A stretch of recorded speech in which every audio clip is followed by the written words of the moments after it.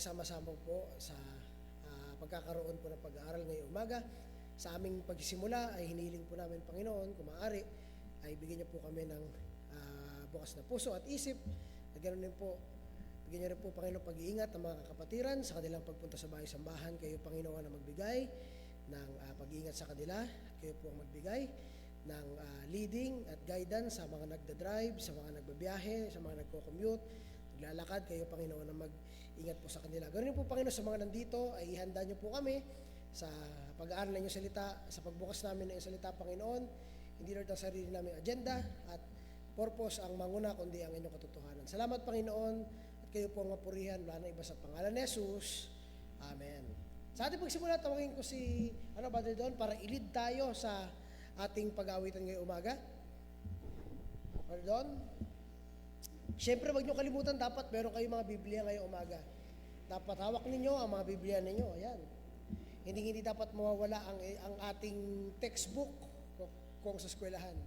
No? Sige, Brother Don.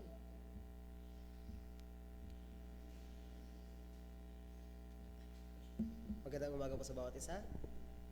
Magandang umaga po sa bawat isa. Sa ating po pagsimula, inaanyayahan ko po ang bawat isa na tayo po ay magsitayo at tumawid po tayo sa hymn number 107. Awitin natin ang awiting Love Lifted. Hymn number 107.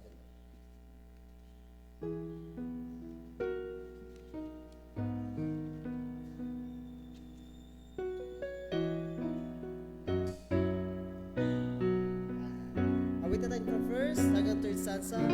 Love lifted with the first verse now. Sing.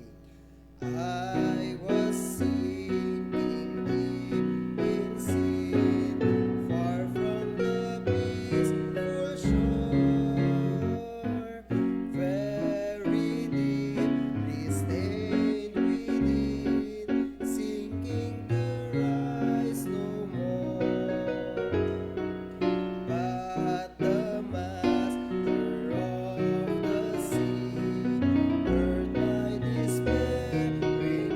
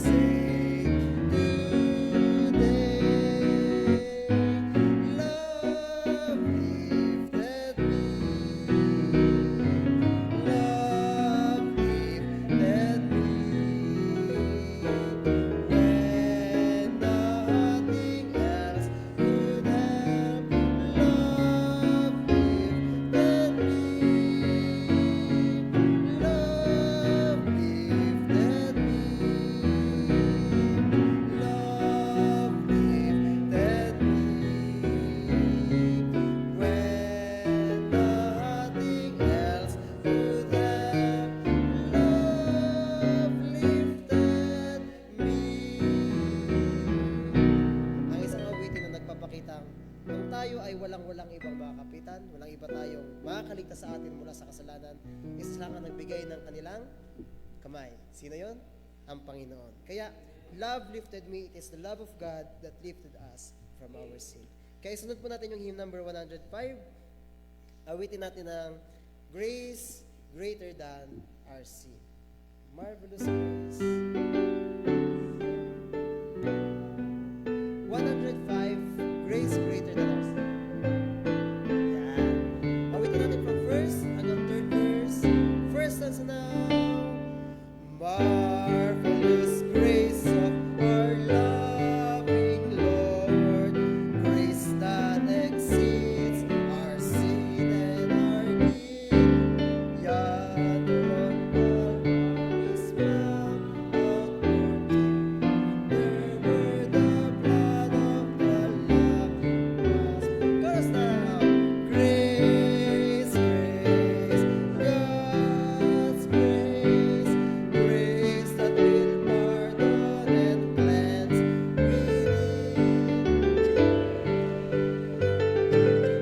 God's grace, grace that is greater than all our sin. Dark is the stain that we cannot hide. What can a moon do? Wash it away. Look, there is flowing a crimson tide. Whiter than snow you may be today. Grace, grace, God's grace.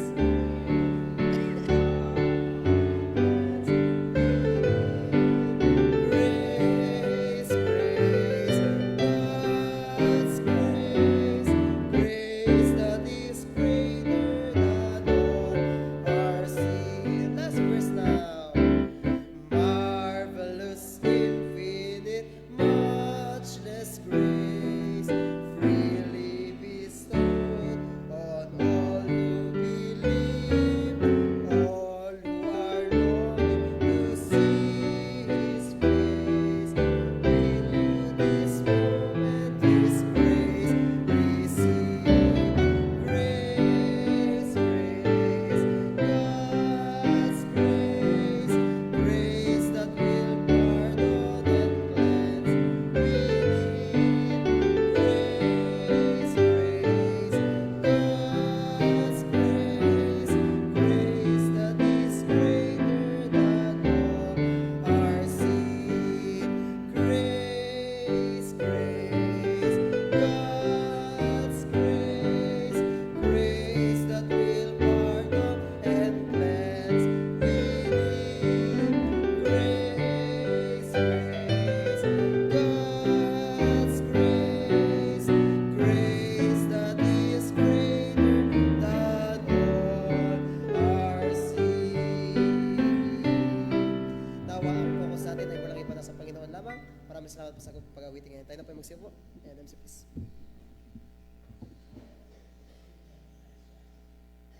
Men, sa ating paghihiwa-hiwalay, syempre yung mga maiiwan dito, meron kayong mahalagang activity activity mamaya. Pero anyways, ang pinakamahalaga ngayong umaga na hindi natin makalimutan ay ang sabi nga doon sa mga inawit natin na ang grasya ng Panginoon nagpapatuloy sa atin bawat umaga, isang linggo, Lunes hanggang Biyernes.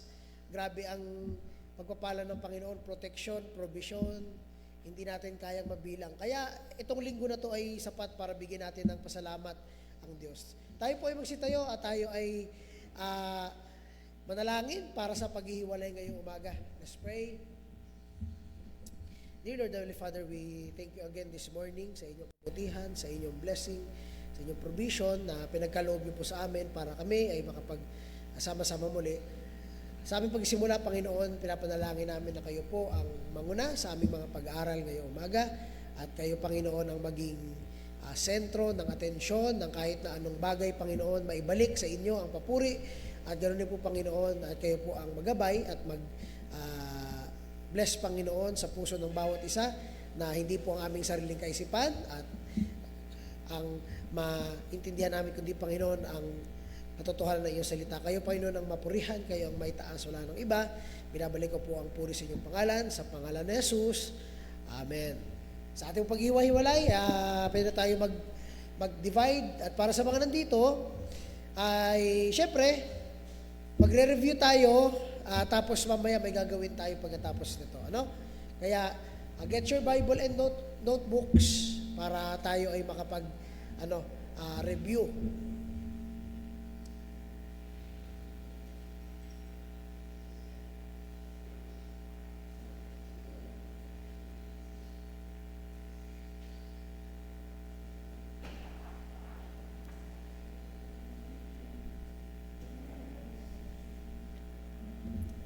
Yan.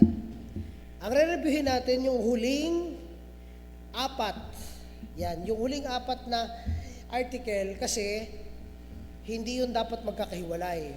Yun ay dapat magkakasama na kung saan ipinapakita dito yung apat na katotohanan na una, mayroong tinatawag na righteous at wicked. At pangalawa, totoo na ang pagbabalik ng Panginoong Kristo ay darating. Totoo rin na bubuhayin ang lahat ng tao. Walang tao ang mananatiling patay.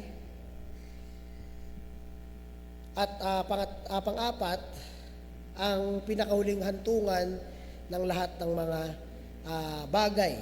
No? Yang apat na yan ang magiging ending natin. Hindi na to ending kasi ending na tayo doon nung huling linggo. Tinapos na natin yung ating article number 23. So, bakit natin ito ulitin? Dahil itong part na ito ay dapat makita nyo siya hindi putol-putol. No? Dapat makita nyo siya sa isang buong usapin, isang buong katotohanan na kung saan dapat makita natin na ang tinatawag nating end times ay nagsisimula sa katotohanang ang tao ay hindi panghabang buhay. No? Ang tao ay merong hantungan, merong ending, merong katapusan, at doon natin na sinasabi na ang tao ay dapat magkaroon ng tinatawag nating awareness, no? Ito rin ang dahilan kung bakit tayo ay merong urgency, kung bakit tayo ay nagmamadali o tayo ay nababagabag para doon sa ating mga kaibigan, mga kamag-anak na mabahagian ng salita ng Diyos, dahil alam natin na hindi ang kamatayan ang katapusan. Alam natin ang kamatayan ay simula pa lang ng mga paparating na pangako at husgamento ng Diyos. At doon sa pagkakataon na yon, dapat natin maintindihan na hindi biro na ipagwalang bahala ng isang tao ang kanyang espiritualidad o ang kanyang spiritual na buhay, na kung paano gusto niyang makasurvive sa mundong ito sa pamamagitan ng paghanap buhay, pag-aaral ng mabuti para makahanap ng magandang hanap buhay. Ganun rin ang ating espiritual, na kung saan hinahanap natin yung buhay. Dahil pagkatapos ng ating buhay, doon na yung buhay na walang hanggan. Pero dalawa lamang ang pupuntahan nito. At alam nyo kung saan yon. Either ikaw ay kasama ni Kristo o ikaw ay nandoon sa nagbabagang lawa ng apoy na ang sabi ng Biblia, susulitin. Sulit na sulit doon yung lahat ng ginawa mong kabaluktutan sa harapan ng Diyos. No? Susulitin doon sa lugar na yon. Mga kaibigan at mga kapatid, titignan natin siya ng isang buong pagdaan. Ano? Pwedeng pakibuksan ng ating chart at doon tayo magkakaroon ng mabilisang review. Okay? Bubuuhin na ngayon natin ang pinag-aralan natin tungkol sa righteous at sa wicked, dalawang estado ng tao, dalawang level na kung saan inilagay sa Biblia na pag ikaw ay nasa Diyos, ikaw ay tuwid. Hindi dahil matuwid ka, kung hindi dahil tuwid si Kristo na nabuhay at namatay para ikaw ay iligtas doon sa kabayaran ng iyong kasalanan dahil wala nang makapagliligtas sa iyo. Kaya ito tinawag na awa at kaya ito tinawag na grasya. At dahil doon, naging kang tuwid, hindi dahil tuwid ka, kung hindi dahil yung katuwiran ni Kristo ay ibinihis sa iyo. No? Ibinihis sa iyo, ibinalot sa iyo kahit ikaw ay hindi matuwid. Ibinalot ito sa iyo. Kaya ang isang mananampalataya, ang kanyang nasa isip, kailangan kong maging makadiyos, kailangan kong maging matuwid, hindi dahil para maging matuwid o mabuting tao, kung hindi, tanggap natin na tayo ay mga taong mas gusto ang kabaluktutan. Pero dahil ang Diyos natin ay galit sa kasalanan, galit sa kabaluktutan, tayo ay nire-rebuke, kinokorek, tayo ay binabangga sa kanyang kabanalan at sinasabi sa atin, may dalawang option ka lang. Either ikaw ay magbago, magsisi at baguhin ang buhay sa kasalanan yon, o magpatuloy ka at danasin mo ang galit ng Diyos sa kasalanan yan. Kaya ang isang mananampalataya ay tatawaging banal, tuwid at maayos, hindi dahil siya ay banal, tuwid at maayos. Walang sino man makapagsasabing ako ay banal, tuwid at maayos. Dahil kung magsabi ka niyan, ikaw ay merong, anong tawag doon? Na nag-claim ka ng isang bagay na hindi naman talaga ikaw. Anong tawag doon? Example, nagsabi ako, hindi nyo ba alam na ako ay isang artista? Ano ang tawag sa akin? Ha? May pride, ano pa? Mayabang. O yan, may pride, mayabang, ano pa? Sinungaling. Hindi kayang tanggapin ang katotohanan. Di ba? Ganon rin. Ganon rin ang estado natin sa harapan ng Diyos. Di ba? Imagine ninyo,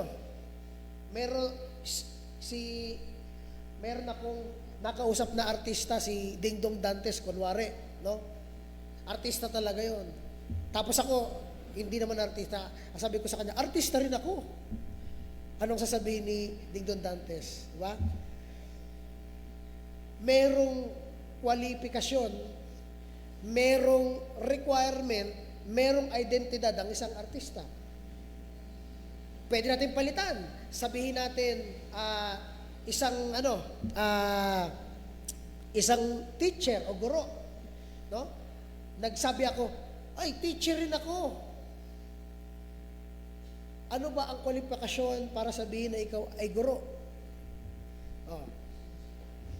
Meron ka dapat lisensya. Pasado ka dapat doon sa lisensya, pagkuha ng exam, ano? Para sabihin na ikaw ay opisyal na guro. Ganun rin mga kaibigan at mga kapatid. Hindi mo pwedeng sabihin na banal ka. Dahil wala kang lisensya maging banal. Paano ka magiging banal? Hindi mo nga kompleto yung requirement. Ano yung requirement? Kailangan mong sundin ang utos at standards ng Diyos. Saan yan, Brother David? 10 Commandments. May nakasunod ba? Wala. Kung hindi ipinakita ng Diyos ang kaimposiblihan na ang tao ay maging tuwid dahil walang tao ang gugustuhin sundin ang lahat ng yon ng matuwid o ng maayos, no? Pwedeng sinusunod niya yon para lang sa kanyang sariling kagustuhan, pero hindi para maging malinis o matuwid o maayos na tao. Kaya yun ang katotohanan ng batas. Sinabi sa atin na ang batas ay makapagpapasalamin ng itsura ng tao. At pag tumingin ka sa batas, makikita mo kung sino ka. Isang makasalanang, sinungaling, rebelde, mapagmataas, mapagmalaki, at mayabang na tao. Nakukuha po ba natin? Hindi lang yun bilang-bilang. Lahat tayo ganun. Kaya, ang suwestyon ng Biblia ay ganito. Anong suwestyon ng Biblia?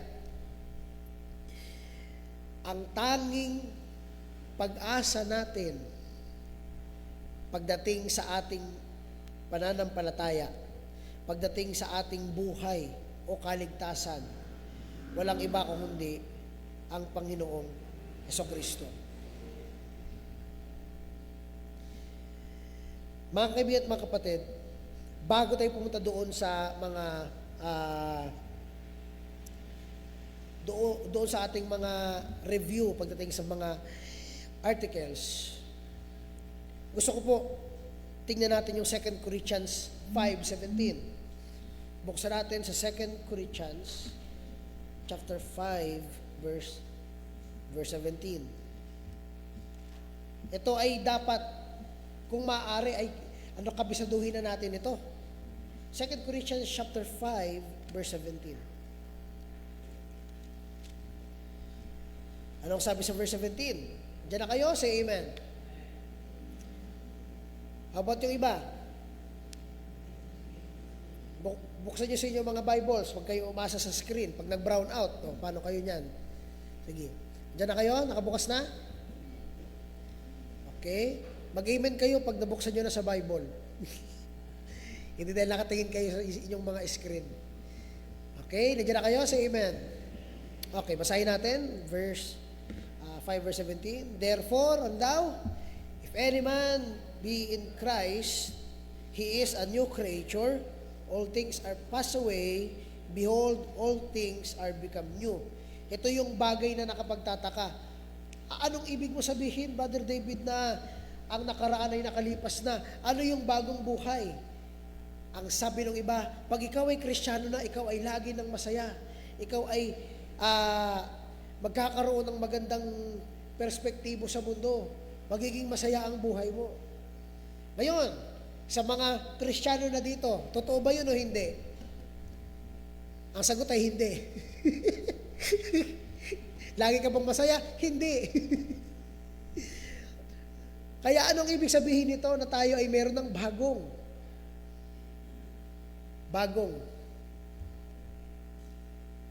buhay? Ano ibig sabihin na tayo ay bagong nilalang na?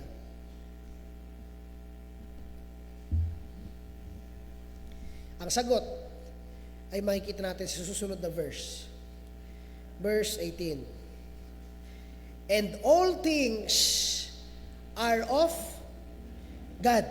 Lahat ng bagay ay sa Diyos. Anong things ito? Therefore, if any man be in Christ, he is a new creature.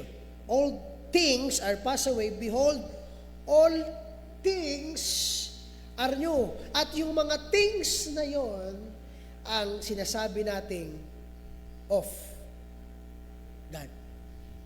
Kaya kung Kristiyano ka na, ang iyong question sa iyong sarili, ito bang ginagawa ko is of God? Sa Diyos ba ito? Natutuwa ba ang Diyos nito? No? Kaya hindi masaya maging Kristiyano. Bakit? Kasi yung mga kasiyahan natin ay nababago.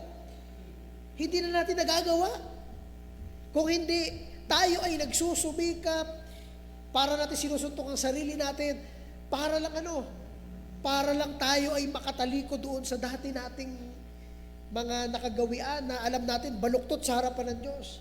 Patuloy tayo nagsusumikap na maging maayos sa Diyos. Bakit? Kasi ang kasiyahan natin ay itong bagay na ito. Tingnan nyo to. And all things are of God, who hath what? Look at the word. Who hath reconciled us to Himself. Inayos niya tayo, dati galit sa atin ng Diyos, pero inayos niya tayo sa Kanyang sarili. Hindi ba nakakatuwa yon na yung Diyos na nagbigay ng buhay, yung Diyos na nagbibigay ng lahat, ay hindi na galit sa'yo? Hindi ba nakakatuwa yung bagay na yon? Nung nalaman mo, wala, pupuksain pala ako ng Diyos sa kasalanan ko. Pero dahil ang Diyos ay mapagmahal at maawain, binibigyan niya ako ng panibagong tsansa o pag-asa na kailangan kong ayusin ang aking buhay, kilalanin si Kristo, gawin ko siyang Diyos ng aking buhay dahil si Kristo lang ang makapag-aayos sa akin at sa Diyos. Hindi yung pagsisimba ko, hindi yung pagbabasa ko ng Biblia, hindi yung paggawa ko ng mabuti, kung hindi, ang punto natin dito ay sa pamamagitan ni Kristo. Si Kristo, sa pamamagitan ni Kristo. At anong sabi? And hath given us the ministry of reconciliation. Napakaganda ng bagay na yan. Continue natin sa verse 19. To wit, that God was in Christ reconciling the world unto Himself, not imputing their trespasses on them, and had committed us the word of reconciliation. Pansinin niyo yung word na ito. Hindi niya, ibig sabihin ng salitang imputing, ipinabuhat sa'yo. No? Ipinadala sa'yo. Hindi niya inilagay sa'yo. Hindi. Kung hindi, yung iyong kasalanan na ikaw dapat ang magbabayad, ay hindi niya siningil sa'yo. Hindi niya siningil sa atin. Hindi niya ibinagsak doon. Ikaw ang may kasalanan nito, kailangan mong magbayad nito, na tayo naman dapat. Kung hindi, anong ginawa ng Panginoong Diyos? Binigay niya yun kay Kristo. Hindi naman dapat yun tanggapin ni Kristo. Siya ay Diyos. Siya ay makapangyarihan. Pwede niya nalang puksain tayo lahat dahil makasalanan tayo. Pero bakit buhay ka pa? Bakit kailangan mamatay ni Kristo? Kasi may awa ang Diyos. Kasi nagbigay ang Diyos ng grasya. Nakakuha po ba natin? Yan ang kagandahan ng isang bagong nilalang. Hindi tayo masaya dahil masaya maging Kristiyano. Masaya tayo dahil sigurado tayo na tayo ay maliligtas, tayo ay mabibigyan ng kasiguraduhan na hindi tayo mapupunta doon sa kabayaran ng kasalanan natin dahil may naawa sa atin. Dahil may namatay para sa atin at hindi niya tayo pinabayaan. Yun ang katuwaan natin bilang isang Kristiyano. Diba? So kung tatanungin ko kayo ulit, masaya ba maging Kristiyano? Ayun, sasabihin nyo lang, oo, bakit? Kasi alam nyo na yung dahilan kung bakit tayo magiging masaya. Hindi dahil masaya maging Kristiyano. Kung hindi dahil masaya tayo, dahil kahit anong mangyari sa buhay natin, may kasiguraduhan pa rin tayo sa Panginoong Jesucristo. Siya ang nagbibigay sa atin ng kaligtasan, kapatawaran, pag-aayos sa harapan ng Diyos. Kaya nakakahiya para sa isang Kristiyano, nakakasuklam para sa isang Kristiyano na namatay na si Kristo para sa kasalanan mo, pero meron ka pa rin kagustuhan na gumawa ng nakapagpako kay Kristo. Nakukuha niyo ba yun? No? Namatay na siya para bayaran yung kasalanan na yun, pero parang gusto mo pa siya ulit mapako doon at bayaran ng kasalanan na ginagawa mo. Pero binayaran niya na yun lahat. Pati yung gagawin mo pa. Kaya ibig sabihin, habang patuloy kang nagmumudmud dyan sa putik ng kasalanan, naiintindihan mo kung gaano kalaki ang binayaran ni Kristo para sa'yo. No? Sobrang dami. Sobrang dami. Lahat ng gagawin mong kasalanan sa buhay mo, binayaran niya. Diba? Kaya gano'n na lang ang pagsusumikap natin na hindi na makagawa ng kasalanan kasi parang dinadagdagan natin ang sugat ng Panginoong Jesucristo sa krus ng Kalbaryo.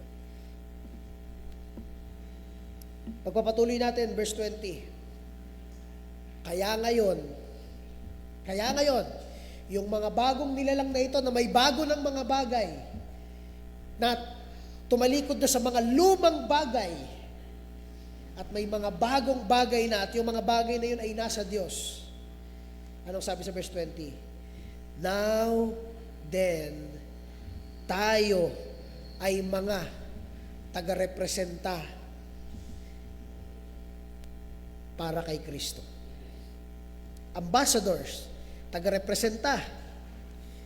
Pag nasa labas ka, pag nasa trabaho ka, pag nandoon ka sa iyong mga barkada, ikaw ang representasyon ni Kristo dyan. Kaya dapat magsalita ka, dapat marinig ka, dapat maging maingay ka sa mga bagay na alam mong makapagdadala sa kapahamakan. Nakukuha po ba natin? No? Hindi tayo mga silent agent. Hindi tayo mga secret agent. Tayo ay mga kung sasabihin niya natin, yung sa mall, yung nag-advertise, ganun tayo. Nasa harapan tayo ng tao, hindi tayo nagtatago. Bakit? Kasi alam natin ang importansya na marinig ng tao ang mabuting balita. Alam natin yung mabibigay nitong pagbabago, kaligtasan at kapatawaran sa isang tao. We are ambassadors for Christ as though God did beseech you by us. And we pray you in Christ's stead, be ye reconciled to God. Ikaw ay makipag-ayos sa Diyos. Verse 21, for He hath made Him, ginawa niya, sino yung Him dyan? Ginawa niya si Kristo na kasalanan. Ginawa niya si Kristong makasalanan, na hindi naman makasalanan si Kristo. Pero paano siya naging makasalanan? Dahil yung kasalanan mo nilagay sa Kanya. Who knew no sin, that we might be made the righteousness of God. Nakita niyo yung contrast? Ginawa siyang makasalanan para gawin kang we might made the katuwiran ng Diyos. Ginawa si Kristong makasalanan at ginawa kang may katuwiran. Ginawa kang maayos, ginawa kang tuwid. Ang tanong, tuwid ka ba? Hindi. Hindi. Pero dahil si Kristo ay nasa akin, nandun ang katuwiran ni Kristo sa akin. Sa mata ng Diyos, tuwid tayo, hindi dahil tuwid tayo, kundi dahil si Kristo ay tuwid. Diba? Yun ang dahilan kung bakit ang tao ay, kung bibigyan mo siya ng isang eksplanasyon, ang langit ay hindi para sa mga imperpektong tao. Para ito sa isang perpektong mga tao. Hindi tayo perpekto. Paano tayo makapunta ng langit? Ang sagot ay dahil kay Kristo. Kaya imposibleng makapunta ng langit kung wala ka kay Kristo. Dahil hindi ka perpekto. Diba? Sabi nga doon sa napag-aralan natin, wala nang kasalanan ang mamumutawi doon sa inihanda ng Diyos na lugar para sa atin. Ngayon, dahil na intindihan natin yung bagay na yan, ang matuwid kay Kristo at ang walang katuwiran, tayo yan noon. Sana kayo ay na kay Kristo ngayong umaga. Kung hindi ka pa sigurado, siguraduhin mo ang sarili mo. Pwede mong nakausapin si pastor o ako mamaya, mag-usap tayo at ipapakita ko sa iyo at ipapakita sa iyo ni pastor sa Biblia kung paano ka makakasigurado ng iyong buhay kay Kristo. Ngayon, doon tayo magsisimula. Ngayong sigurado ka na kung ikaw man ay hindi sigurado sa iyong buhay, tayo ay darating sa tinatawag nating kamatayan. No? Dito tayo magsisimula ng ating review. Kukumpletuhin na natin yung lahat ng napag-usapan natin from article number 20 to 23. Okay? Pwede ba pakilabas niya ng chart? Okay? Titignan na natin yung ating article sa itsura ng chart na ito. Okay? Doon sa pangatlo, yung pinakakompleto, page 3. Diyan sa pages, pakipindot ng pages. Ayan. Diyan sa baba, sa footer, may pages diyan. Okay? Para pakita natin. Ayan. Pages. Ayan. Pindutin mo chart number 3. Ayan. Start tayo doon sa Start tayo doon sa nung tayo ay ipanganak bilang mga sanggol. Ayan. Sige pa, baba. Diyan tayo magsisimula. Lahat tayo, syempre, ay ipapanganak. Ayan. Bilang isang tao sa mundong ito. At pagkatapos doon, hihiwalay tayo sa ating natural na destinasyon kung tayo ay makakilala sa Panginoong Kristo. Yan ang pagkakaiba. Literal na hihiwalay ka dahil ikaw ay magkakaroon ng kaligtasan sa Panginoong Kristo. Pero ligtas ka man o hindi, lahat tayo ay dadating sa kamatayan. Yan. Pagdating natin ng kamatayan, tayo ay maghihintay ng tawag ng Panginoon. Ano? Lilinawin ko ito. Hindi ka natutulog. No? Hindi ka natutulog. Yung sabi nila, sige, matulog ka muna, magkita na lang tayo pag nandun na tayo sa... Hindi po natutulog yan. Pag ikaw ay binawian na ng buhay, ikaw ay babalik doon sa Diyos, sa kinalalagyan ni Lazaro nung siya ay namatay, o ikaw ay pupunta doon sa pinuntahan ng mayaman nung siya ay namatay, kung saan siya ay nakakaramdam ng matinding init at pagkauhaw. Dalawang magkaibang lugar, pero hindi pa yun ang pinal na pupuntahan ng tao. Pero sila ay conscious na. Gising sila doon. Hindi sila natutulog. Hindi tayo naniniwala na ang kaluluwa ay matutulog hanggang gisingin. Tayo naniniwala na sila ay nandoon kung saan sila pupunta. Dahil yun ang paghihiwalay ng kaluluwa at katawan. Pagkatapos noon, darating ang panahon na ang tinatawag natin ay end times, o ito yung katapusan ng lahat ng mga bagay, at ito ay magsisimula sa tinatawag nating second coming. Ang simula ng lahat, malalaman nila at ng lahat ng tao na nagsimula ng katapusan kapag ang mga kay Kristo, ang mga na kay Kristo ay tinawag na. Isang malakas na trumpeta ang maririnig sa buong sandaigdig, at ang lahat ng kay Kristo ay kukunin niya. Yun ang tinatawag nating rapture. Sa isang kisap mata, mawawala yung mga taong yan.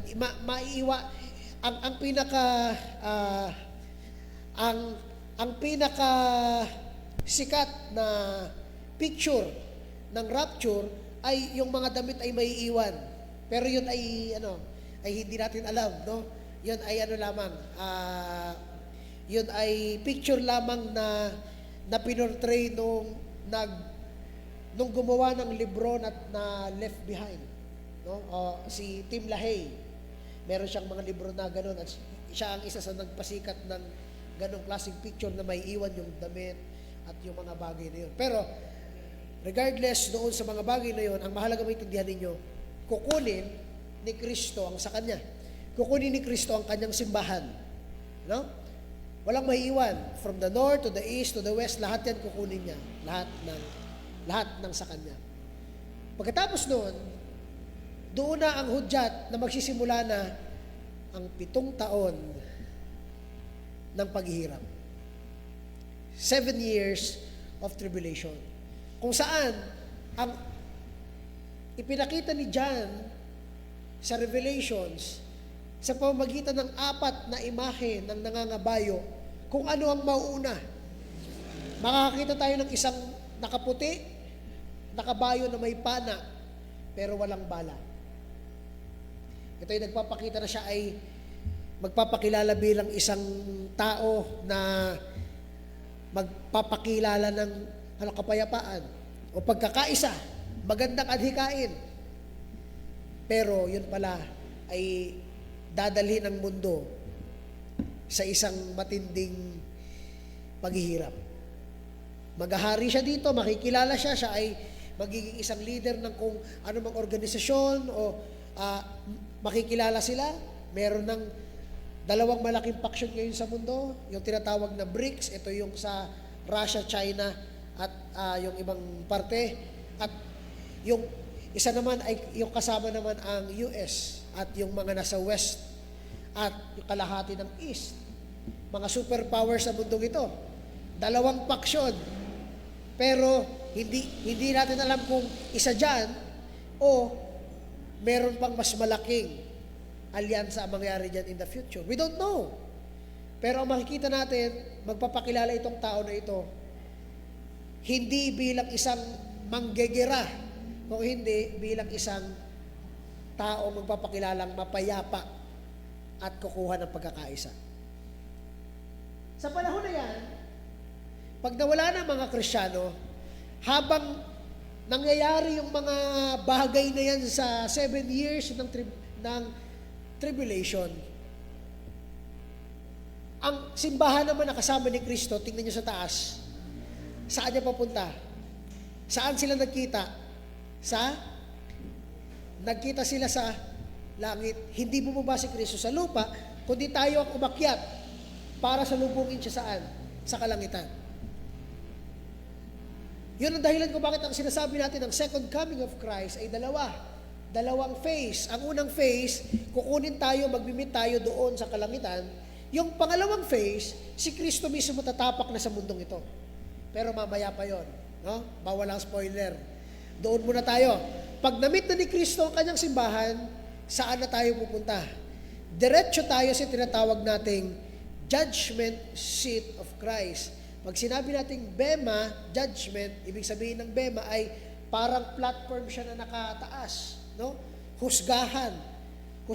Yun ay parang husgado kung saan lahat ng mga ginawa mo sa katawan mo, lahat ng ginawa mo sa buhay mo, mabuti man yun o masama, ay ipapakita ng Diyos. Ano? Lahat ng ginawa natin. Huhusgahan yan. Pero hindi yan ang punto na kung saan ikaw ay malalagay sa apoy. Yan ang punto na kung saan ikaw ay huhusgahan para kung ano ang ibibigay sa iyo ng Diyos. Pagkatapos ng tinatawag natin na bema judgment, nahusgahan na, nabihisan na ng kalinisan at katuwiran, diyan na tayo pupunta sa susunod. Ang tinatawag natin na pagkakasal ng simbahan sa kanyang nobyo. Ito ay sumisimbolo na kung saan habang buhay na makakasama ng simbahan ang kanyang asawa.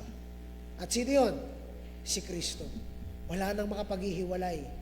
Andoon na yung kasiyahan ng simbahan, nandoon na yung katuwaan ng mga mananampalataya dahil hindi na tayo mahihiwalay sa nagligtas sa atin, sa nagbigay ng buhay niya para sa atin.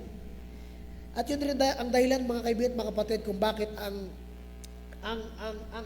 isang simbolo ng kasal ay hindi lang basta pagsasama ng dalawa, kung hindi ito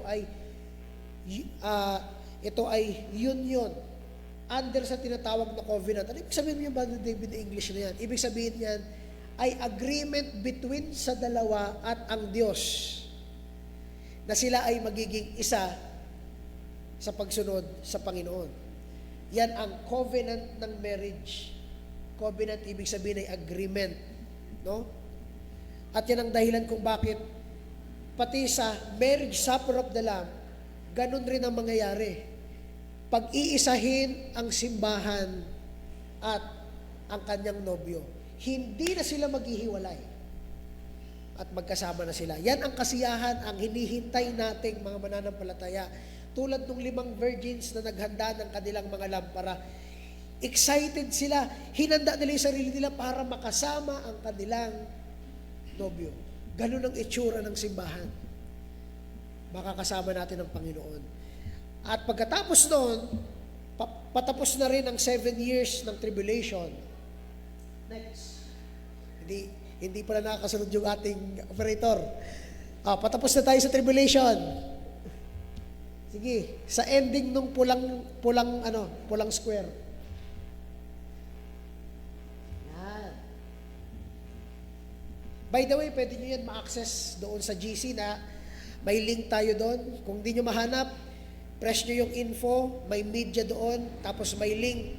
Click nyo yan, nandun yan. At nasa Canva yan, pwede nyo makita. Okay? Habang patapos na ang 7 years of tribulation, ano yung napag-aralan natin? Darating yung tinatawag nating huling phase ng second coming ni Kristo. Una yung rapture, bababa siya sa ulap para sunduin tayo. Yung pangalawa, bababa na siya dito mismo.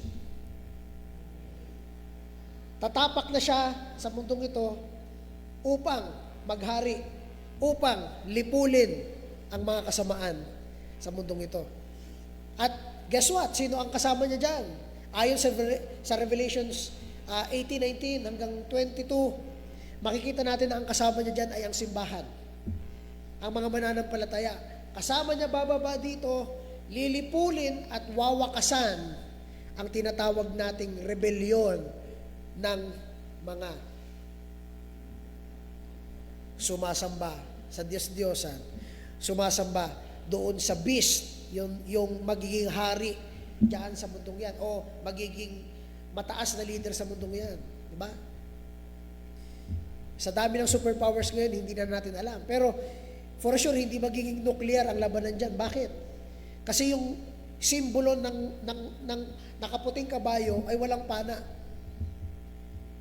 Hindi niya magiging sandata ang mga matitinding powers na meron o mga weaponry. Hindi yun ang magiging sandata niya. Ang magiging sandata niya ay ang advokasya ng kapayapaan at pagkakaisa. At doon, magiging isang united front ang kung anumang mga bansa ito at sila ang susundin ng mga tao. Kaya pagkatapos, doon ay ibabagsak ng Diyos dahan-dahan through natural means yung tinatawag nating paghihirap. At hindi ko muna sa inyo i-spoil dahil hindi yan ang point natin. Pwede nyo yan basahin sa Revelations kung gaano katindi yung mangyayari dyan. Na halos gusto nang mamatay ng mga tao dahil sa grabing pinagdadanasan nila. Imagine, meron diyang isang parte na yung tubig, lahat ng tubig magiging mapait. No? Lahat ng iinumin mo magiging mapait. Paano yun? Kung ang kagustuhan mo at hindi nyo ba alam na merong mga yung nakakatawa dito, merong ibang mga dissertation ako na nabasa na sinusubukan nila paano yung isang mapait na tubig maging edible inumin. Meron palang mga taong na pinaghahandaan na yung mga bagay na yan. Ngayon pa lang, no? Naghahanda na sila paano yung mapait maging maayos, mainom, di ba? At pa yung verse nila doon sa yung doon sa Revelation. Pero ang point natin dito is simply this. Ba't ka maghahanda? Di ba? Kilalanin mo na si Kristo. Ba't maghahanda ka pa para doon? Kilalanin mo na si Kristo para hindi ka na pumasok doon. Pero ang point natin, darating yung mga paghihirap na yan. Isa lang yun. 7 trompeta, 7 vials, lahat yon ay ibubuhos ng Diyos ang kanyang galit sa mga taong ayaw talikuran ng kanilang mga kasalanan. Binigyan sila ng pagkakataon at ng grasya. Pagkatapos niyan, babalik ang Panginoon sa Kristo para simulan ang tinatawag nating laban sa Armageddon. Itong laban na ito ay magiging sobrang tindi na ang sabi nga dito na ang dugo ng tao ay aabot sa nguso ng kabayo. Ganong kataas. Kung titingnan ninyo ang isang kabayo, ang level ng kanyang nguso, ganong kataas ang magiging dugo sa panahon na yan dahil sa dami ng mamamatay. At ito ang mga taong sumasamba sa false prophet, sa beast, at kay Satanas. Tatlo yan. Si Satan, yung Antikristo, at yung false prophet. Yan yung tinatawag nating unholy trinity sa panahon na yan. Si Satan ang espiritual na tagapangasiwa, no? Si Antikristo ang magiging pisikal na tagapangasiwa. At ang false prophet ang magbibigay sa lahat ng nasyon ng mga pagpapangasiwa ng tinatawag na Antikristo. Kaya tinatawag natin siyang unholy trinity, hindi para i-equal yung tatlong yan sa Diyos Ama, Diyos Anak, at Diyos Espiritu. Kung hindi, mapapansin nyo ang pagkakaparehas ng kanilang mga roles pagdating doon. Ito para linlangin yung tao, pero yung tatlo para iligtas ang tao. Pero hindi ibig sabihin na equal sila. Hindi. Kasi ito ay hinahayaan lang ng Diyos para iwaksi yung kanyang gagawin. Tandaan natin, God is sovereign. Gagawin niya ang gagawin niya. At itong pinakita niya kay Prophet John, hindi nga siya pala prophet, siya ay isang mananampalataya lang na pinakitaan ng Diyos ng vision sa buong book ng Revelations, ay hindi natin mabibigyan ito ng picture na, siguro ito ay figurative lang, no? Pwede? Pero sobrang literal ng mga pagkakasunod-sunod na sequence na ito, sobrang specific para maging figurative. No? Kaya pagkatapos niya, bababa ang Panginoong Kristo, tatapusin niya ang mga rebelding ito. At doon ang hudyat ng kanyang 1,000 years of reign. Maghahari si Kristo dito ng 1,000 years. Okay? Guys, review na lang ito 1,000 years yung tinatawag nating millennium reign of Christ.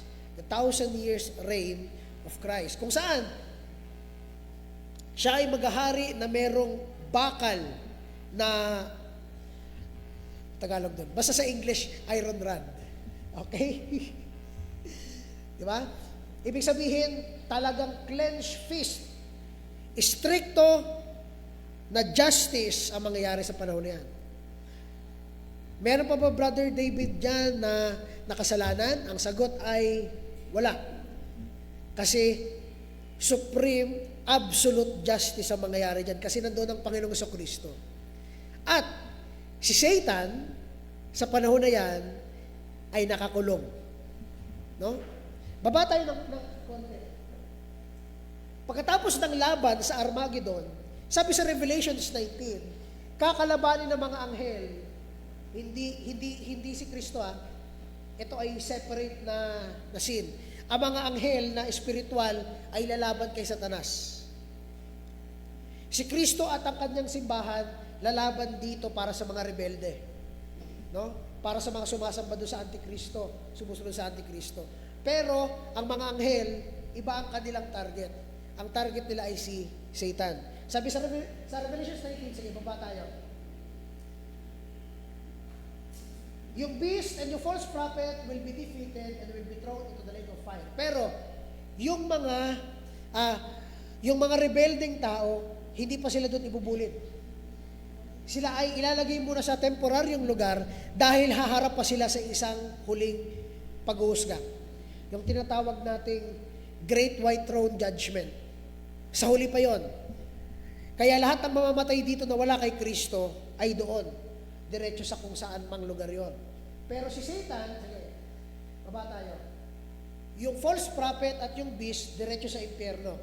Si Satan naman, baba tayo, sige. Si Satan naman, ay ilalagay doon sa tinatawag nating abyss o yung tinatawag nating bottomless pit. Ang susi ay nasa mga anghel. Siya ang maglalagay nun doon. Kaya mga kaibigan, mga kapatid, sa 1,000 years na reign ng Panginoong Kristo ayon sa Revelations, walang magtitempt, walang magdideceive dyan. Di ba? Klarado yung pagkakataon na yan. Walang deception sa panahon na yan. 1,000 years na paghahari ang mangyayari dyan. Ibabalik ng Diyos yung dating default ng mundo nung panahon na ginawa niya ito. Ang sabi nga diyan ganito yung isang leon ay matutulog kasama ang baka. Ang isang bata ilalagay niya ang kanyang kamay doon sa tirahan ng makamandag na ahas, pero hindi siya dito kakagatin at hindi siya mamamatay. Di ba? Dahil hindi siya kakagatin ito. At ang sabi pa dito, ang buhay ng tao ay magiging kasing tanda ng isang puno. Kung gaano katanda ang isang puno, ganun rin katanda ang isang tao. Pag namatay ka, less than 100 years old, ang sabi doon, ikaw ay parang sinumpa. Sabi yan ng Isaiah chapter 65, if tama ako, no? Ganun katanda. Ganun ang gagawin ng Panginoong Jesucristo dyan. Ibabalik niya yung default. Pero, pagkatapos ng 1,000 years na yan, sige, taas tayo. Taas. Yan. Okay. Pagtapos ng 1,000 years, papalayain ulit si Satan para sa tinatawag nating ang pinakahuling rebellion. Kung saan, kung makikita nyo dito, sa huling rebellion na yan, diyan na tatapusin ng Diyos ang age of men. It means, wala nang magiging mortal pagkatapos nitong huling tentasyon na ito. Dahil yung mga nakaligtas doon sa tribulation, kung meron pa mang isa o dalawa, magpopopulate yun sa loob ng 1,000 years. And after that 1,000 years, papalabasin ulit si Satan para i-deceive yung mga nagpopulate na yon at magtitipon-tipon sila sa isang malaking army, yung tinatawag nilang Gog and Magog. Pakitaas. Sa Gog and Magog, itong Gog and Magog na to ay pangalan ng leader at ang kanyang bansa o army. Ang leader ay ang Gog at ang Magog ang kanyang army o yung kanyang bansa. No? Isang malakihang force, rebel force, na lalaban sa bayan ng Panginoong Jesucristo. No? Susugurin nila ang Panginoong Jesucristo doon sa kanyang bayan at kung saan makikita nyo dito ang huling husgamento ng Diyos. Kung doon sa panahon ni Noe ay tubig, pinangako ng Diyos na hindi niya na ilulubog ang mundo sa tubig. Sa pagkakataon na ito, apoy ang ibubuhos ng Diyos sa lupa. Susunugin ng apoy, lilinisin ng apoy ang sangkalupaan. Mamamatay ang lahat ng tao. Pagkatapos nito, pagmulat ng kanilang mga mata, sunod. Baba tayo ng konti bago ko makalimutan. Pagbuhos ng Diyos ng apoy, si Satanas ay finally huhusgahan na ng Diyos. Papunta sa dapat niyang puntahan. Baba tayo. Satan is thrown into the lake of fire and Satan will be tormented day and night forever and ever. As he should be. Bakit? Kasi lake of fire, hell, is prepared for the angels who rebelled against God. Para talaga sa kanila ito. Kaya yung mga tao, tayo, no? Dahil sa kasalanan, dahil sa pagdinig natin doon sa tentasyon ni Satan, tayo ay pupunta rin dito. Kaya yun ang dahilan kung bakit ang Diyos gumawa ng paraan para bigyan ka ng kaligtasan. Para bigyan ka niya ng tinatawag natin na mabuting balita. Na merong isang Diyos na nagkatawang tao para ang isang tulad natin na rebelde at makasalanan sa harapan niya ay mabigyan ng pag-asa. Sa anong paraan? Hindi mo kaya bayaran ng kasalanan mo.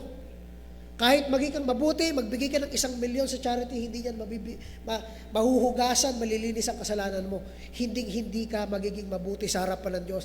Dahil walang kabayaran maliban sa sabi ng Biblia, buhay ang kapalit o ang kabayaran o ang suweldo ng ano? Ng kasalanan. Romans 3:23. For all have sinned, sabi rin ng Biblia, but come short of the glory of God. Walang nakaabot. Kaya mga kaibigan at mga kapatid, kung saan siya pupunta, doon rin pupunta yung mga taong rebelde sa Diyos. Mga ayaw sumunod sa Kanya. Bakit kasi namin kailangan sundin ng Diyos? Kasi nga, ulitin ko, ang kasalanan ay makapagsisira ng buhay mo, buhay ng kapwa mo, buhay ng mga malalapit sa iyo. At ang pinakamahalaga sa lahat, gusto mo man o hindi, pero ayaw ng Diyos yan. No? Siya ang huling standard. Hindi mo man tanggap na mali yan, pero mali yan sa harapan ng Diyos, wala kang magagawa. Nagets natin yun? Di ba? Imagine niyo, para ako nagsinungaling, tapos makita mo doon sa Revelations 21. Ang mga sinungaling ay ilalagay sa nagbabagang apoy. Ito ang pangalawang kamatayan. Nakita niyo, nagsinungaling ka lang. Kasi ganun kaseryoso ang kasalanan sa harapan ng Diyos. Mga kaibigan at mga kapatid, ito ang gusto kong makita ninyo. Taas tayo. Kung ilalagay si Satanas sa kanyang paglalagyan na talaga, ang mga tao naman ay tapos na. Wala nang mortal na matitira. Ang susunod na pagmuklat ng kanilang mata ay sa tinatawag natin the Great White Throne Judgment. Sa paghuhusga na yan, ito ang katanungan. Ikaw ba ay nasa aklat ng buhay? Dahil kung hindi ka dyan makita,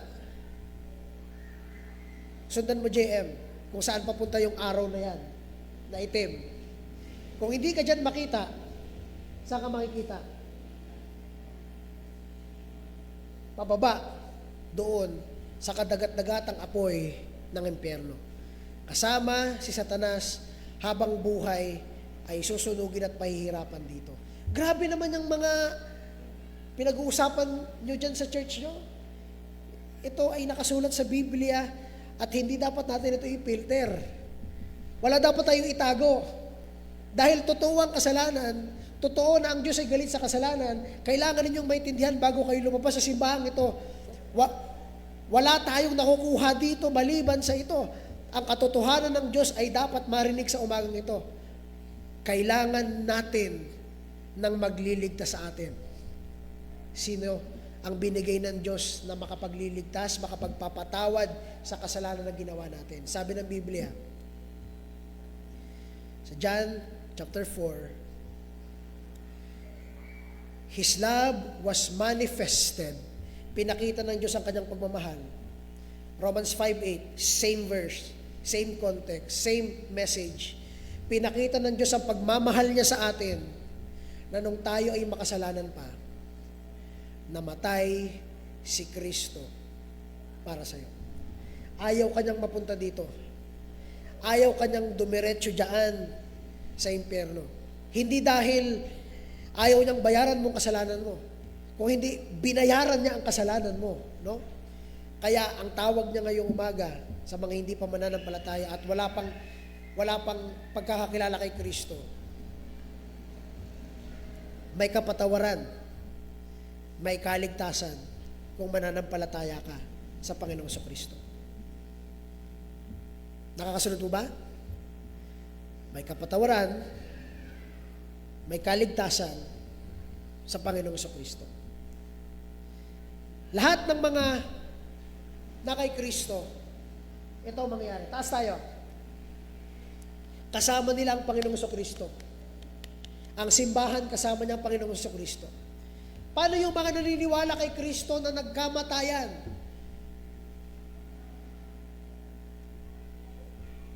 Ito ang pupuntahan nila. Kasama ng Panginoong Kristo, sabi ng Biblia, pagkatapos lusawin ng apoy, babaguhin ng Diyos ang sanglupaan. Bagong langit, bagong lupa. Hindi mo na kailangan ng ilaw dahil ang Diyos na ang magiging ilaw mo. Sabi diyan, ang kaharian ng Diyos, ang katakilaan ng Diyos ay magiging ilaw ng lahat. Ang sabi pa diyan, ang lugar na yan ay wala ng kamatayan, wala ng Wala nang bukbok, wala nang magdidecay, wala nang mabubulok, wala nang masisira. Yang lugar na yan, ang sabi pa dyan, wala nang gabi dyan. Dahil ang Diyos mismo ang kanilang ilaw. Hindi mo na kailangan ng simbahan dyan. Wala na ring templo dyan, sabi ng Revelations 20:21. Bakit? Kasi nandoon na mismo ang Diyos. Hindi mo na kailangan magsimba. Kasi ikaw ay nagsisimba na araw-araw. Kasi ang Diyos ay kasama na ng tao. Alam nyo ba yung napakagandang binanggit dyan sa Revelations 21? Buksan ninyo. Ito yung parehas na sinabi ng Diyos doon sa Exodus. Nung pinalaya niya yung mga tao mula doon sa pagkakaalipin ng Ehipto, ang sabi niya, ako ay magiging Diyos nyo at kayo ay magiging tao ko. Sa Revelations 21,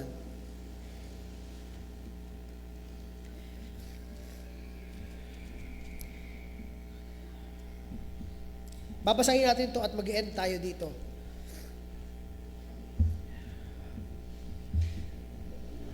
Siguro hanggang verse 8, no? Yung iba, basahin nyo na lang. Maganda to gawing devotion.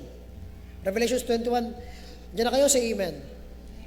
Basahin natin verse 1. And I saw a new heaven and a new earth. For the first heaven and the first earth were passed away, and there was no more sea. Wala nang mga fisherman sa panahon na yan. Dahil wala nang dagat, saka mangingisda. Wala na. No?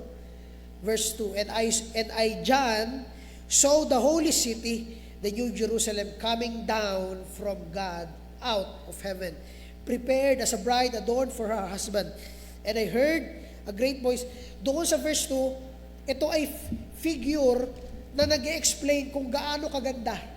Kung paano ang isang bride naghahanda para sa kanyang asawa, nagpapaganda siya, yung pinakamagandang adornment na kaya niyang gawin. Para pag umarap siya sa kanyang asawa, napakaganda niya. Ganon rin daw yung pagbaba ng Jerusalem. Itong lugar na ito. Kung saan bababa ito mula sa kalangitan, ganon daw kaganda ang itsura niya. No? Verse 3, And I heard a great voice out of heaven saying, Behold, the temple, the tabernacle of God is with men. Kasama na ng tao ang tabernakulo ng Diyos. And He will dwell with them. And they shall be His people, and God Himself shall be with them and be their God. Direkta na tayong makakasama ng Diyos. Wala na nitong mortal. Lahat na ito ay binago ng Diyos ang katawan natin. Kasi kung tayo ay nandito pa, sunog tayo sa gloria ng Diyos. No? Pero dahil tayo ay ando na sa katawan na tinatawag nating glorified bodies, ang gloria ng Diyos ay, ang radiance at gloria ng Diyos ay talagang malalasap o matatanggap mo na. Verse 4, And God shall wipe away all the tears from their eyes, and there shall be no more death, neither sorrow nor crying, neither shall there be any more pain, for the former things are passed away. Ibig sabihin, kung ano man ang merong mga forces, o ano man ang merong mga rules, o ano man ang merong mga bagay sa mundong ito na nakapagbibigay ng sakit, lahat yun ay matatapos na. Verse 5, And he that sat upon the throne said, Behold, I make all things new. And he said unto me, isulat daw ni John, Write, for these words are true and faithful. At sabi ng Diyos kay John, It is done. I am Alpha and Omega. Ang Alpha at Omega ay mga Greek letters na nagsisimbolize na Alpha yung beginning, yung simula, Omega yung end. The beginning and end. I will give unto him that is athirst of the fountain of the water of life. Ano sabi dyan? Freely. Kaya kahit sino man ay pwedeng lumapit sa Panginoong Kristo ng libre, walang bayad. Hindi tayo nag-share ng gospel para humingi ng pera. No? Hindi tayo nagpipreach, nag-share ng tracts, namibigay ng mga gospel tracts, o nagbabahagi ng salita ng Diyos para manghingi ng pera. Kahit kung meron man tayong event sa church, hindi yun para manghingi ng pera. Lahat tayo, puro papalabas. Wala tayong papasok. Puro tayo papalabas. Bakit? Kasi ang gusto natin maabot yung mga nasa labas. Maabot yung mga hindi pa nakakarinig ng salita ng Diyos. Ganun dapat ang isipan nating lahat. No? Dahil kung gagawing business ang church, iba na lang ang gagawing business. Diba? Woe unto them, sabi ng Bible, para sa mga taong yun. Mga kaibigan at mga kapatid, tingnan nyo to. Tingnan nyo sa verse 7. He that overcometh shall inherit all things. Lahat ng bagay na ito na pinangako ng Diyos. Siya na makapagpapatuloy, makapag-overcome. Ito ang pangako ng Diyos. Kaya ito encouragement sa atin. Patuloy lang. Sumunod ka lang sa Panginoon. Talikuran mo kasalanan, talikuran mo kung ano man ang makapagdadala sa iyo sa kabaluktutan ng mundong ito. Sumunod ka lang kay Kristo, sumunod ka sa Diyos. At pag dumating ang pangako niya, malalasak mo lahat ng ito. He that overcometh shall inherit all things, and I will be his God, and he shall be my son. Hindi ka naman nanalangin. Nandun na ang Diyos. Kasama nyo na ang Diyos. And you will be my people, you will be my son, I will be your God at that time. Verse 8, but the fearful and unbelieving and the abominable and murderers and whoremongers and sorcerers and idolaters and all liars shall have their part in the lake which burneth with fire and brimstone. This is the second death. Mga kaibigan, mga kapatid, as we go sa ating mabilisang activity ngayong umaga, I want you to understand na ang Bible ay hindi lang puro pananakot, ito ay punong-puno ng pangako. Di ba? Para sa letter P, pananakot, pangako. Pero ang katotohanan sa lahat, ang sentro ng yan ay ang Panginoong Jesucristo. Tanggalin nyo man itong simbahang ito, itong building na meron tayo. Wala na tayong ibang pagtitipunan. Magtitipon na lang tayo dyan kung saan, sa Kadlagan o dyan sa isang lugar na bakanteng lote. Mga kaibigan, simbahan pa rin tayo. Bakit? Kasi tayo ay mga niligtas ng Panginoong Kristo. Si Kristo pa rin ang dahilan. Si Kristo pa rin ang gitna, ang sentro, ang focus ng simbahan ito. Nakuha natin? Bilang isang mananampalataya, ang ganda ng buhay mo ngayon, paano pag nawala yan?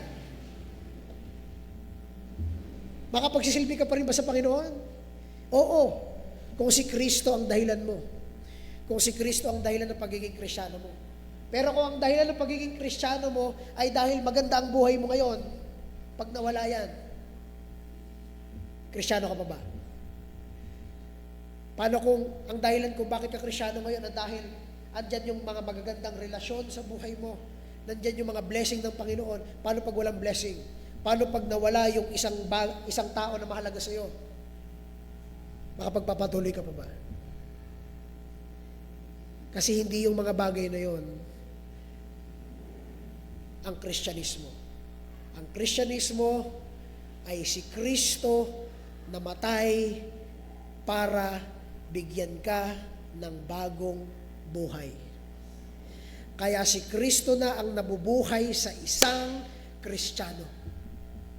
Hindi na tayo. Mga kaibigan, as we close, hindi pa, may activity pa tayo. No? Bibigyan ko kayo ng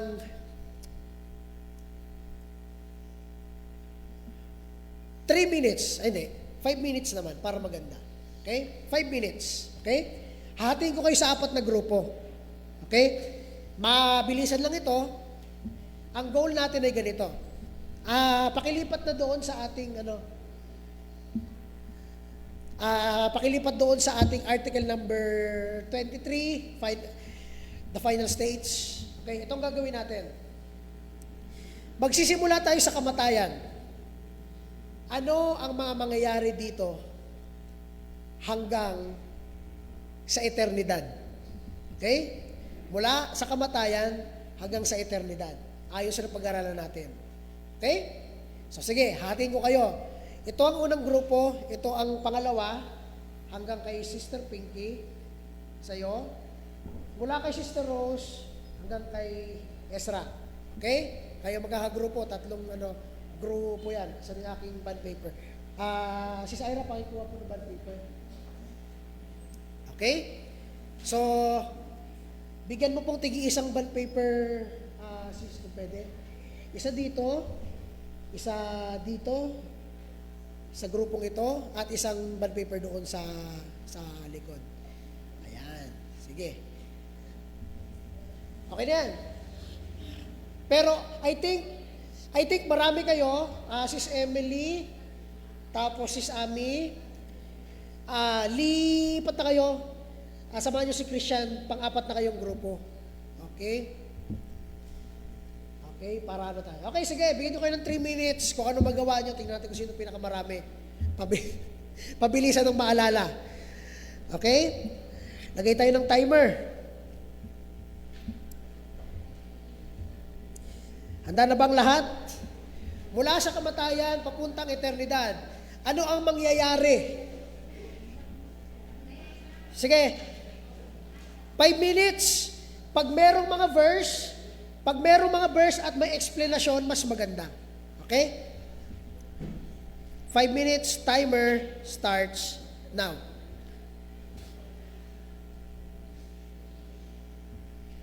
Wala magbubukas ng notes. Walang magsi-cellphone kasi may chart tayo, kaya nyo buksan yan. Wala mo ng cellphone, wala mo ng notes. Bible, pwede nyo buksan. Sige. Nag-review tayo guys ha. Nag-review tayo bago tayo mag-ano.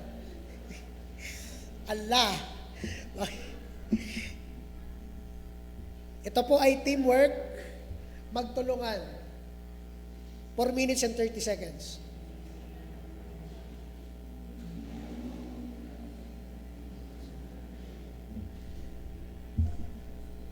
Uy, hindi lang kayong tatlo. May mga kasama pa kayo doon. Yan. 5 minutes lang to, kaya kailangan tulungan. Brainstorming kayo. Let's go. 4, 3, 2, 1. Last 4 minutes. Sige, 4 minutes na lang. Let's go. From death to eternity. Ano ang mangyayari?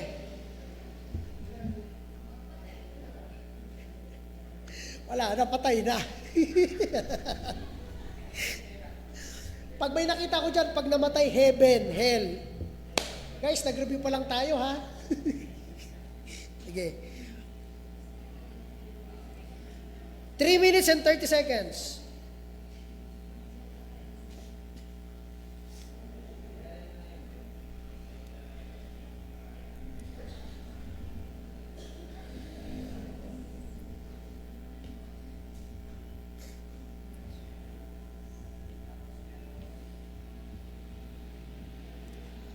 So mag-ready rin kayo mamaya kasi explain nyo to. Oo, mag-Bible kayo, hindi puro stock knowledge. May textbook tayo, gamitin nyo.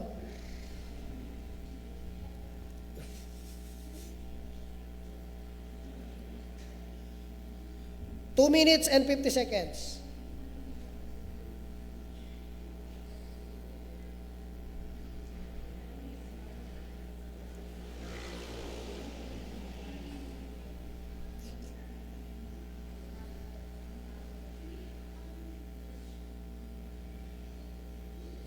Two minutes and 30 seconds.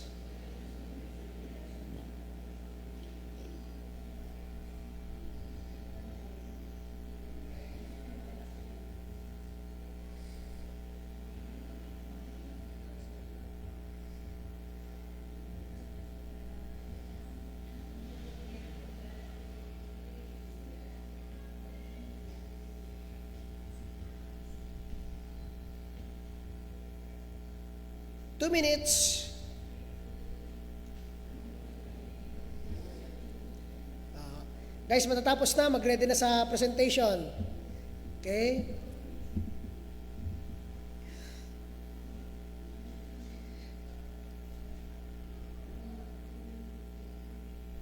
One minute and 40.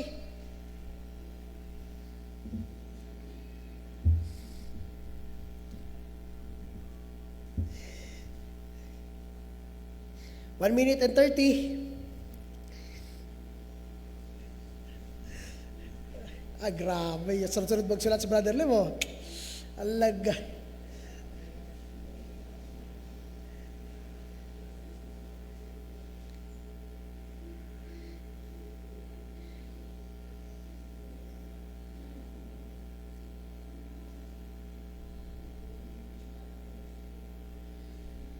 One minute.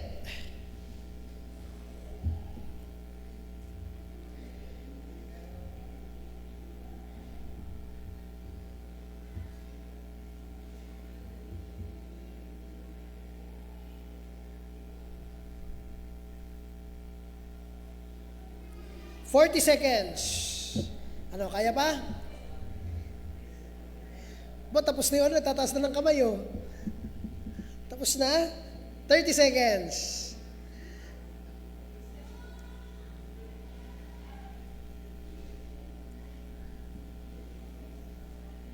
Twenty.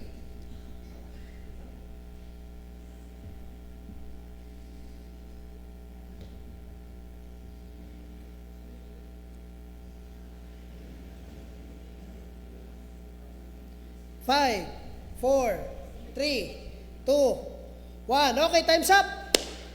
Okay. Tawagin natin ang unang grupo. Team Sister Emily at Sis Ami at Christian. Sige, present nyo ng inyong, tama na, susulat. Tama na yan. Tama na. Tama na magsulat. Tama na yan. Sige. Sige po. Present nyo na yung inyong nagawa. Sige. From death to eternity. Ano pong inyong nagawa? Sige po.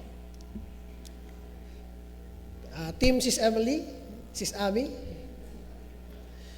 Okay, sige. Pass daw sila. Okay, tingnan natin ang team Nuilan family and Moya family. Sige, tingnan natin. Tama na yan. Tama na sulat. Present na. Tama na, halika na. Sige, from death to eternity.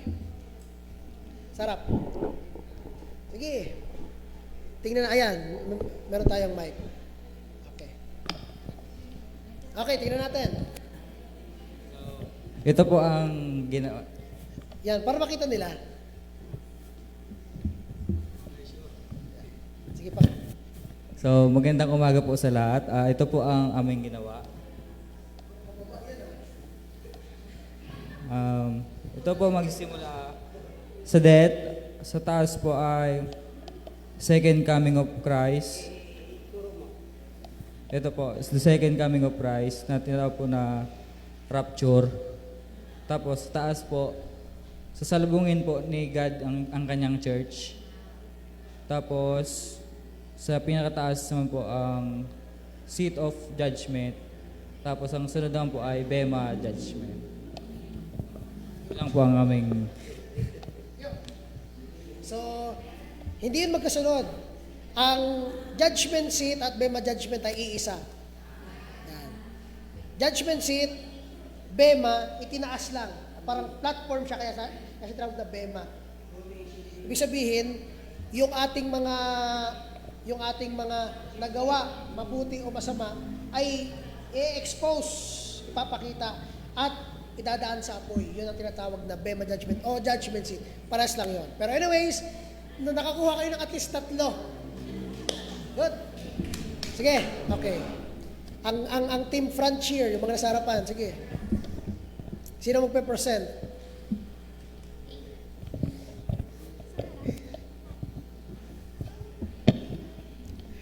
Ready na kayo?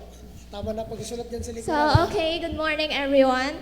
Ito po yung work na ginawa ng group namin about what will happen sa the final states ng mga tao. So, first, may dalawang kaming sinulat dito, which is the living and those people who are already dead.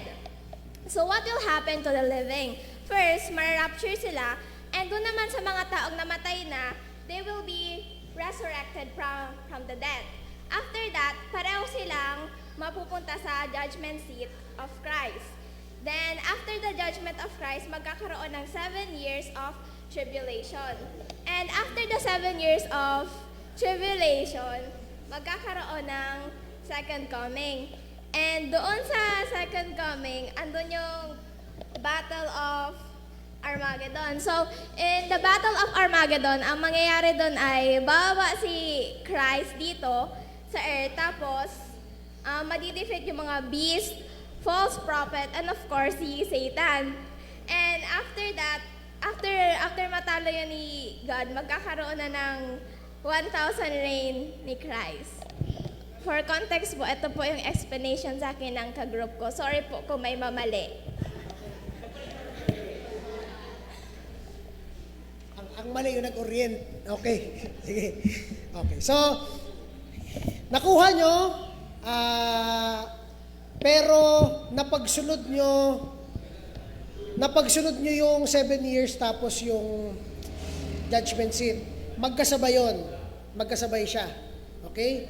Habang nagkakaroon ng 7 years of tribulation, nandun yung judgment seat. At yung marriage of the Lamb. Marriage supper of the Lamb. Anyways, kayo ay naka 1, 2, 3,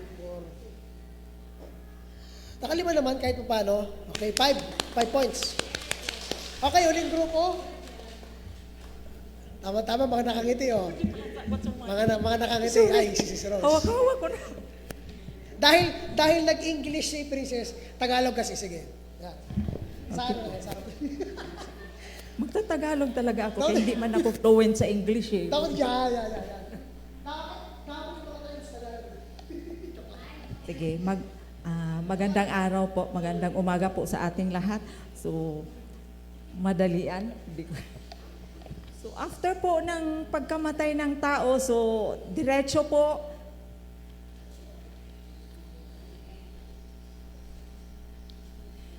after po ng pagkamatay ng tao, yung masasama po, yung nag-reject kay Jesus Christ, doon po, didiretso sa Hades po. No? So, tapos yung mananampalataya, yung talagang tao sa puso, yung pananampalataya sa ating Diyos na si Christ, no? Yung natapos niyang gawain doon sa cross, no, diretso po kay Christ. Doon po sa Abraham's bosom, kasama po ng ating Diyos. At saka po, pagkatapos ng kamatayan, so meron po, ano ba yun? So judgment, rapture, no, so magkasama po itong rapture at judgment. Pagkatapos po ng rapture, meron pong 7 years of tribulation, which is pahihirapan po yung mga maiiwan dito. So yung nakuha na ng Diyos doon so libre na po yon, no? Sana kasama tayong lahat doon. Pahihirapan doon, hindi lang basta po pahihirapan, no? Hindi lang tagutom, lahat-lahat, no, ibibigay para so kumbaga kung makayanan niya na, pero may maliligtas pa po doon kung talagang hindi siya susunod sa pagpapahirap ni Satan, no, ng mga taong kampon ni Satan po. Okay, so next, di ko sure kung wedding of the bride. No. Ako po. Ako po. So, nanginginig. Okay, so di ko lang po sure kung kasunod ba noon. Nawawala kasi pag binasa ko na, nawawala po. So, wedding of the groom and the bride. No? Tsaka, so, merong mangyayaring Armageddon. So, maglalaban si Satan at yung mga angels, yun po yung maglalaban. No? Bababa si Christ dito sa lupa kasama yung kanyang mananampalataya. No? Si Christ yung maghahari. So, siya yung mamumuno. So, magkaiba ito eh. Magkaiba si Satan at saka ito yung maglalaban, no? Mga tauhan ni Satan, yung mga kampo ni Satan, ito yung maglalaban. So di ko na alam yung mga kasunod no? So ito lang po ano kasi naabutan ng oras.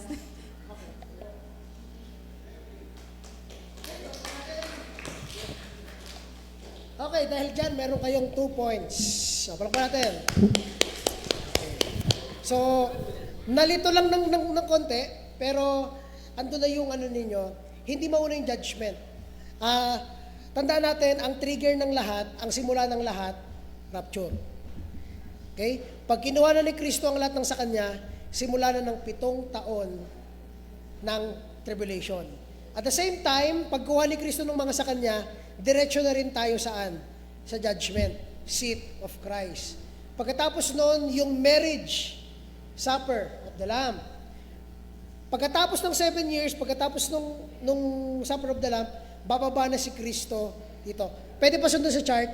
Bababa si Kristo dito para lipulin ang mga rebelde sa Diyos, ang Antikristo at yung mga false prophet. Ilalagay sila sa impyerno, yung mga hindi naman, yung mga tao naman ay mapupunta doon sa kanilang paglalagyan temporaryo. Tapos, 1,000 years ng paghahari ni Kristo. Habang 1,000 years rin nakakulong si Satan. Pagtapos ng 1,000 years, papalayain rin si Satan para sa tinatawag na huling rebellion, yung final rebellion. And God will judge the earth for the final time with fire. Kung yung una with water, ito with fire. Pagtapos nun, ay yung Great White Throne Judgment. No? At yun na yung papunta sa eternity. Either ikaw ay eternally magbabayad ng iyong kasalanan kasama ng pagbabayad ni Satan at ng kanyang mga kasama ng anghel sa impyerno. Kung ikaw naman ay nakay Kristo, makakasama mo siya eternally doon sa bagong langit at lupa. Okay? So yun ang ating pinakasimple summarize na journey sa ating articles 20 to 23. Okay? So may natutunan ba ngayong umaga? Okay. So ngayon let's all stand para magkaroon tayo ng 5 minutes at least na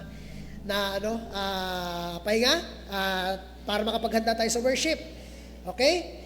So as we close, tandaan natin, pwede na kayo mag-CR, pwede kayo mag-snack. Pero pag service na, wala nang mag-snack, wala nang mag-CR, straight na tayo sa worship. Let's pray.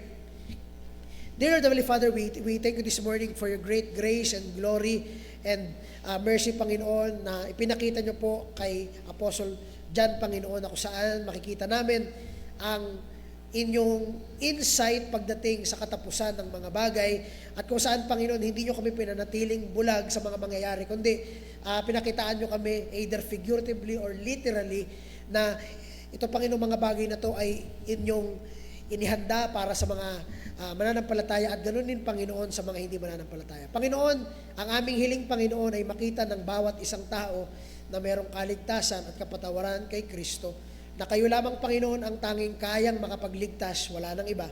At ang aming pag-asa, ang aming tiwala ay ibabalik lang namin sa inyo at wala nang iba. Sa pangalan ni Jesus, namin nakapagligtas. And the people of God say, Amen. Let's have a 5-minute break at kita-kita tayo dito.